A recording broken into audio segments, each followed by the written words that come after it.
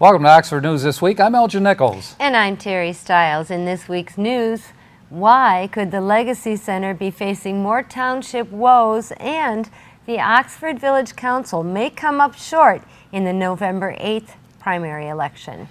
Stay tuned. Learn more about these stories and others. The Oxford News begins right now.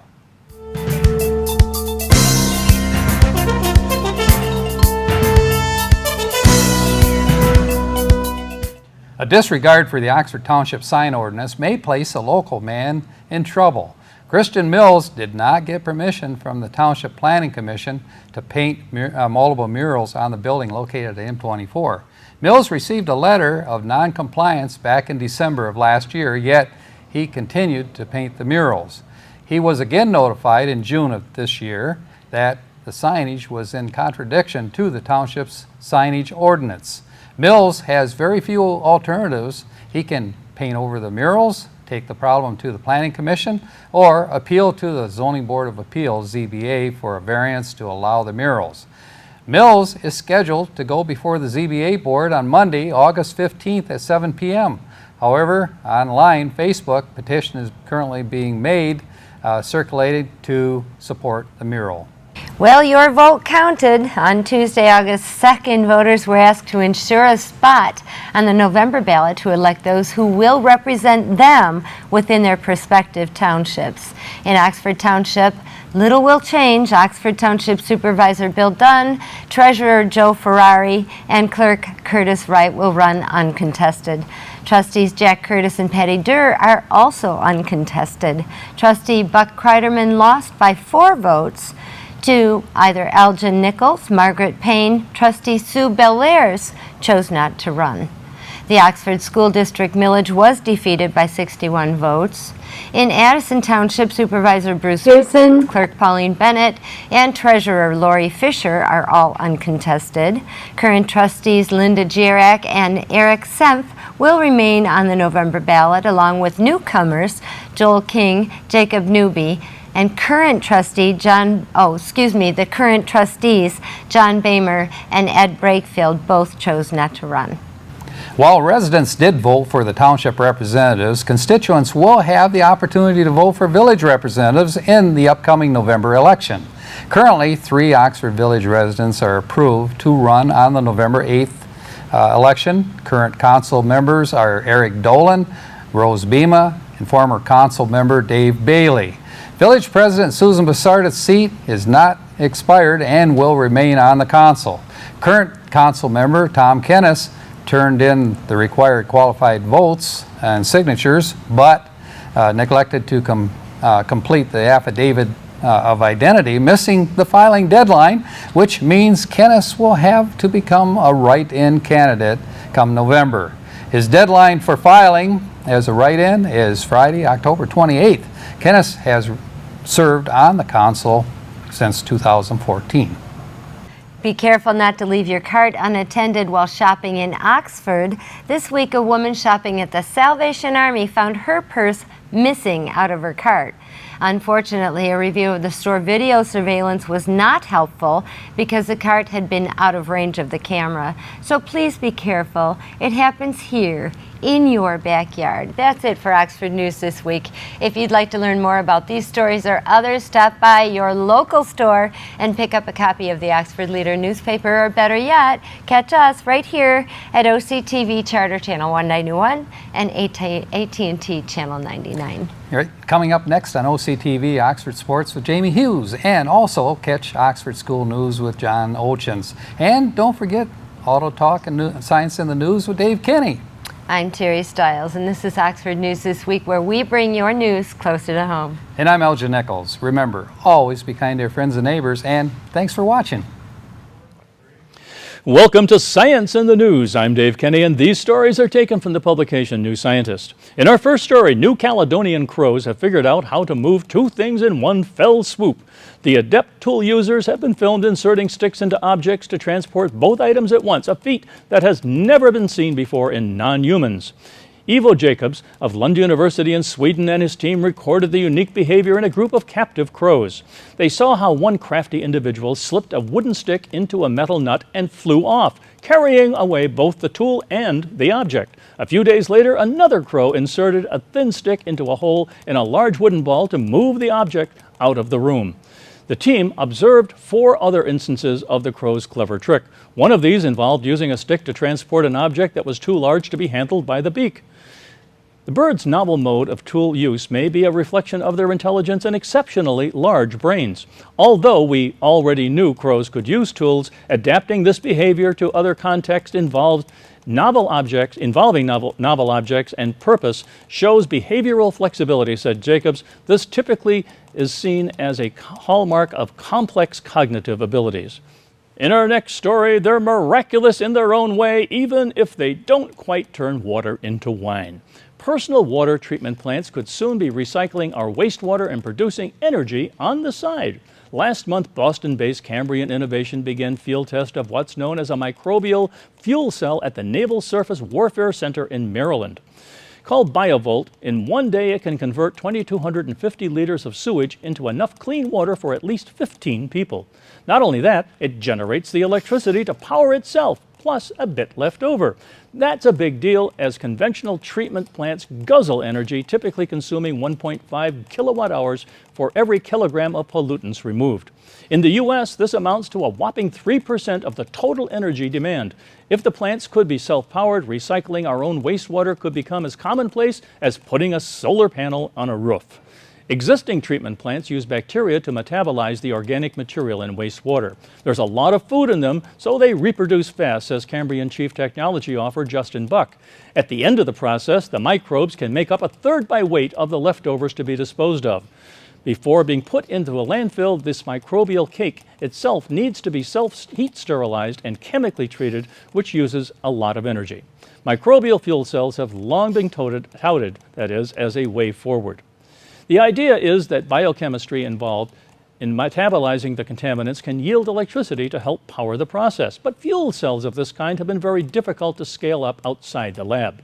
BioVolt uses strains of Geobacter and another microbe called Shigella odoensis to process the sludge.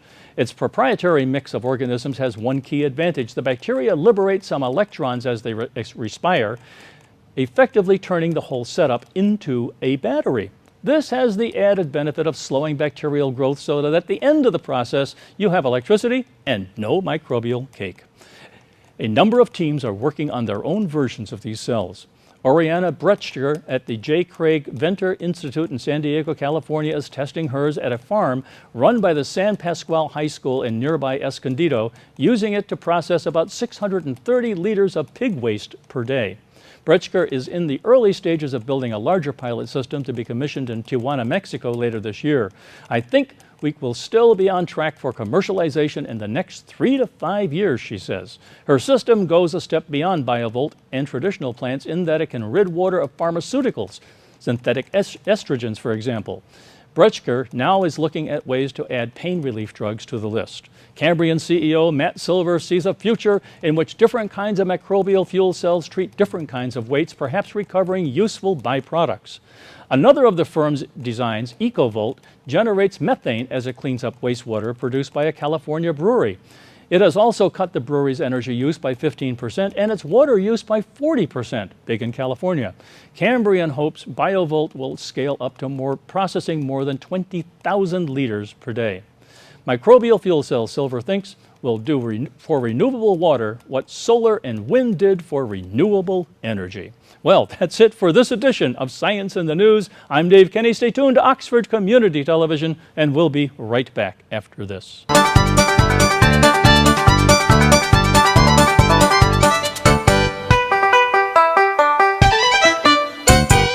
Welcome to the Oxford Wildcat School Update.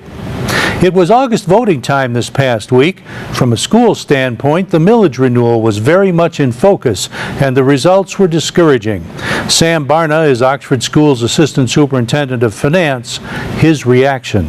that this is $5.1 million to our district of revenue that is needed within our general fund. This is what we depend upon.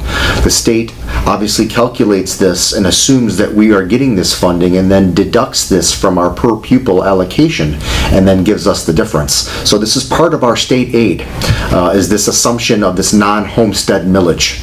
And so it is extremely important that this passes prior to next July 1st, 2017. This millage does end in December, the end of December of 2016, but we are able to levy it obviously both this past July 1st as well as in December to these non-homestead taxpayers. Matt Johnson, our district public relations man, talks about their plans and what the loss could mean to the district. Future. Right now we're at the place of stepping back and looking to see what we can do actively to get it on the ballot for November. We've already started that process this morning. We do recognize though that if this doesn't renew in November, it would mean a shutdown of a school, which has a significant impact on kids and where we'd move them to. We do have places within the district for other elementary locations. What we would have to eliminate though are things at the high school like arts and athletics. Would have a significant impact on district transportation because that budget, for example, would be a $2.3 million budget, so we can recover funds drastically in that area. What we do know is though it's going to have major impacts on the district if it doesn't pass in November. Sam and Matt talked about confusing ballot language. Absolutely. So, according to Michigan law, there's a certain legalese, if you will, that you have to use in ballot language. And that legalese, when you're going for a millage renewal, specifically, you cannot use the word renewal if you're going for a renewal that's over and above what you are currently levying. Okay, so right now for non-homestead mills, that statutory requirement is nothing more than 18 mills. We are currently at 17.8078. At the time that we went for the ballot language and brought it to the board, we actually were levying, because it was prior to July 1st of 2016, 17.9442. And so we asked the board to have this Headley hedge, an additional 0.5 added to the ballot language. Because we incorporated this Headley hedge, 0.5 mils, with the 17.9442 mils, you cannot legally use the term renewal within the ballot language. We checked in with Superintendent Tim Throne a few days ago, talked about his first year on the job and how he feels about it. Obviously, this was before the millage vote, so he wasn't able to reflect on that. In general, yes. Yeah. Absolutely. I think we've come a long ways in a district in numerous perspectives. Probably the biggest perspective, for whatever reason, I think that the Board of Education, the administration, I'll just say central office in general, I think we have begun to change the culture and climate in the district and have regained some trust that perhaps was lost in the past. Tim explained that he expected some of the surprises, but not all. During the winter of this year, and I forget the months, but I'm going to say maybe sometime February through March, I think there was like 5 or 6 weeks in a row that I was going to a funeral home. When you have the number of employees and students that we have in this district, it could be spouses, it could be mothers, fathers, it could be past employees, it could be students. There are things that happen, and I'm telling you, there was a stretch there, John, where it seemed like I was going to a viewing or a funeral every week for weeks on end, and I just did not see that side of the job, the position itself, nor did I anticipate the emotional toll that takes. Didn't have a clue. Did not have a clue. More with Tim on a future Schooling Around. That's the Oxford School Update for this week. This is Oxford Community Television, keeping it local.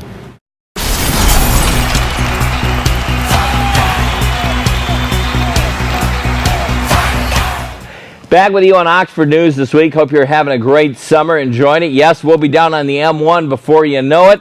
Got my Vincenta garage down there. Maybe we'll see you down there with one of the muscle cars or classic cars. I'm talking about the Big Woodward Dream Cruise. But business at hand and sports is coming up right around the corner. Before you know it, we're going to have so many sports we won't even be able to keep track of them all. But the Oxford Athletic Department is excited to announce Ryan Rizzioni as the new boys tennis coach. Rizzioni comes from Oxford with an impressive tennis background. I mean, I wouldn't expect anything less. He has 20 years of coaching, playing experience at multi-levels, including the U.S. PTA. He's been certified. Rizzioni has a law degree from Marquette University. He resides in Oxford with his wife and children. The inaugural Oxford tennis season actually starts in the middle part of August, so that's just about a week away. If you still intend on joining the team, you do have to get some things knocked out of the ballpark before you can do that. You must fill out that physical form, get it all turned into the athletic department office, and fill out the registration form as well. You cannot compete, I don't care, in any sport, unless you have done that already. Again, some informational meetings are scheduled for August. If you want to become part of that tennis team, I'm sure you can join even after you get back in school in September, but if you want to be part of the early part of it, you might want to contact Coach Rizzioni. Again, if tryouts for other athletes in fall sports, practice dates, and all that can be easily reached at your fingertips, along with a physical downloadable form. Grades 7 through 12, if you're planning on being an athlete this year, you got to have it signed by April 15, 2015 by a nurse, doctor, or a PA. It's got to say that you're physically able to compete in the sports. Again, the website to check that all out is oxfordathletics.org. That's the online home of the Oxford Sports Department. It'll give you upcoming schedules, everything you need to know where your athlete's going to be. In fact, we get a lot of our information right there. Again, oxfordathletics.org. Once again, while you're on the web, check our website out. It's OCCTV.org. You can catch all the information here on the computer right at your fingertips whenever you want to about Oxford Community Television. Catch it on the computer, iPad, or phone, any one of our programs. Anything we tape here, you can watch it at your demand, on demand, I guess you could say it. Catch all the sports and school programs conventionally on Saturday and Sundays. We have been so proud to team up with the Parks and Rec Department with their softball. We'll be running a few of those before the fall sports begins. Again, OCCTV.org. That's our website. Happy birthdays going out to Terry Stiles this week. Also, Elgin Nichols and the man behind it all. He's actually there right now on the birthday boy himself of gun Kyle Snage. I'll talk to you next week. Have a great week, sports, everybody. There's a lot of history to Oxford. Hidden around every corner, deep in every crack, and sometimes right in front of you, waiting to be discovered. If you just dig a little, you'll find the great history of our beautiful town. Welcome to historic Oxford. Welcome to this edition of Auto Talk. I'm Dave Kenny, and these stories are taken from the publication Automotive News. In our first story, General Motors is moving forward with long-rumored plans for a mid-engine Chevrolet Corvette, marking the biggest engineering change in the venerable sports car since its debut in the 1950s, according to a report. The Detroit News, citing multiple sources familiar with the company's planning, reported on August 4th that GM plans to begin selling a mid-engine Corvette in the early 2019. The Corvette, one of GM's oldest nameplates, continues to attract mostly older buyers, the paper said, and the automaker is eager to switch to a mid-engine layout to attract younger consumers. Mid-engine cars typically have a weight advantage over the front-engine cars, in part because the drivetrain is more compact and placed more centrally in the car, improving handling during high-speed driving. Bob Lutz, who retired as head of global product development for GM in 2010, told the News that company management approved plans for a mid-engine Corvette in 2007, but said the program was scuttled under GM's government-led bankruptcy in 2009. The latest plans for a mid-engine Corvette are being championed by Mark Royce, GM's current head of product development, the News said, citing a former GM employee with knowledge of the project. Switching from a front engine to a mid-engined layout would entail engineering a new chassis, creating a new transaxle to drive the rear wheels, developing new cooling, air conditioning, and suspension systems, and designing an all-new body. A mid-engine Corvette would give GM a true competitor to Ford's upcoming GT supercar, which is mid-engined, as well as supercars from Ferrari, Lamborghini, and Porsche. The biggest challenge for GM would be to keep the car affordable. All mid-engine supercars have starting prices that top more than $100,000. Car and Driver previously reported that a mid-engine Corvette would be priced at around $80,000 and would use a version of the current Corvette's V8 engine. Car and Driver also reported that some prototypes of the C8 are housed in Building 54, that's not Area 51, at GM's Proving Grounds in Milford, Michigan. In June, GM disclosed plans to spend $290 million to retool the Bowling Green, Kentucky assembly plant where the Corvette is assembled.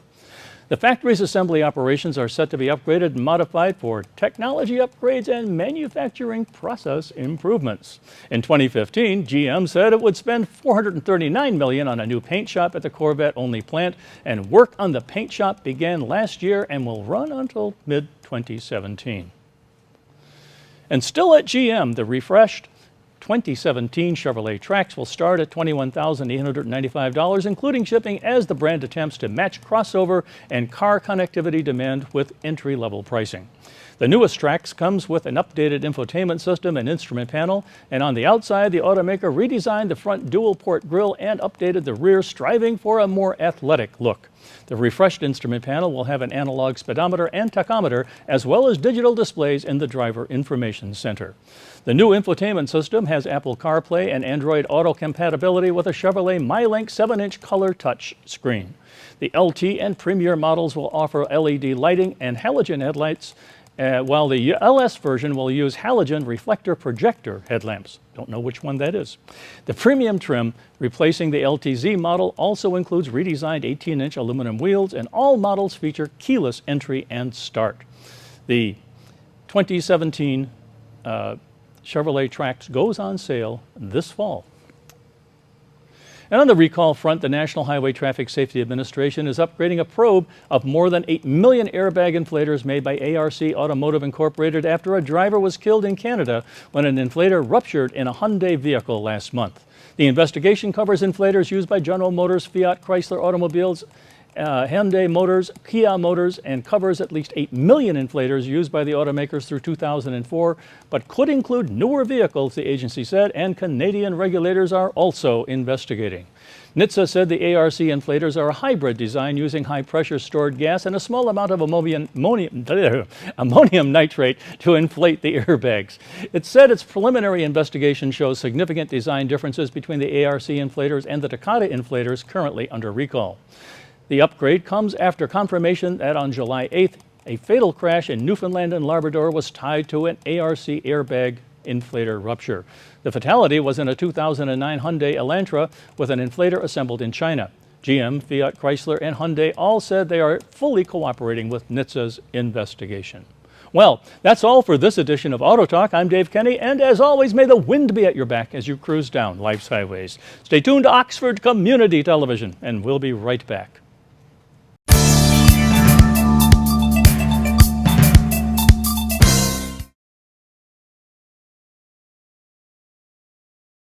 Don't miss what's going on in your local government meetings. Watch Elgin Nichols and Dave Kenny on Minutes by Minute. Airs Monday through Friday, 7 a.m., 11:30 a.m., and 11:30 p.m., where they add a touch of humor to local politics. Welcome to your weekly calendar of events, where we feature your weekly calendar of local Oxford and Addison community events, including charity, special fundraisers, and general community information. Now, if you or your organization would like help to get your message out to the public, contact us for detailed information at our studio phone number at 248-628-9658, or you can go to our website, occtv.org. Every Thursday from 6 p.m. to 9 p.m., at the Oxford Village Centennial Park and Gazebo, join free concerts in the park featuring local bands and talent. Bring your lawn chairs or your blankets to spread out on the lawn, sit back and enjoy the free Again, I said free entertainment, all sponsored by your Oxford Village Downtown Development Authority, DDA. For a complete list of these programs and other events, go to the DDA website at downtownoxford.org. Starting August 22nd, your doggy will be visited by the Oakland County Animal Control and Pet Adoption Center to conduct its annual dog census. Census workers will be going door to door, verifying compliance with Michigan State dog law. The law requires all dogs to have a valid license, and they must have received up-to-date vaccinations against rabies. Census workers will be driving marked county vehicles and wearing county uniforms and proper identification tags. For more information, call 248-391-0286. What? You forgot to get your pet a license? If you did, dog licenses are available at the Oxford Township office at 300 Dunlop Road. Saturday, August 27th, 8:15 a.m. to 11:45 a.m. at the Lakeville Elementary School. Join in on the family fun and fitness at the bike rodeo and scavenger hunt hosted by the Pollyant Trail Management Association. Pre-registration for a team of 2 is only $28 and a team of 3 is only $38. Team of 4 is $50 and 5 or more is $55. Just add $5 if you register the day of the event. Win prizes and have fun.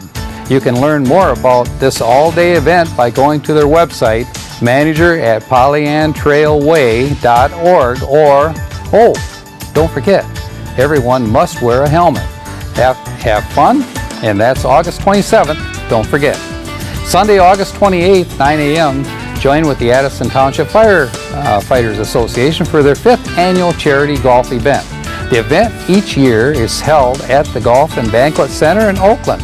What? You say you don't play golf? Well, that's okay too, because the firefighters are in need of generous sponsors for the event.